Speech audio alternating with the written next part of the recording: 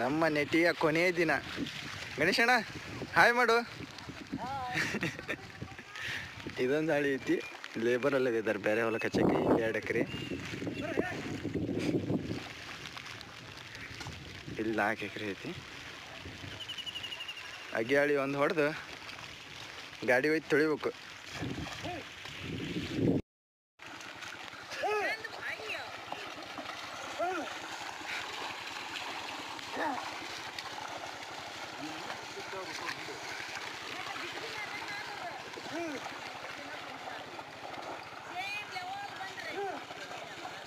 ಅಗಿ ಹಾಳು ಮಾಡ್ತಾ ಇದ್ದೀವಿ. ಅಗಿ ಹೊಲಕ್ಕೆಲ್ಲ ಸತ್ತಿದ್ದಾವೆ.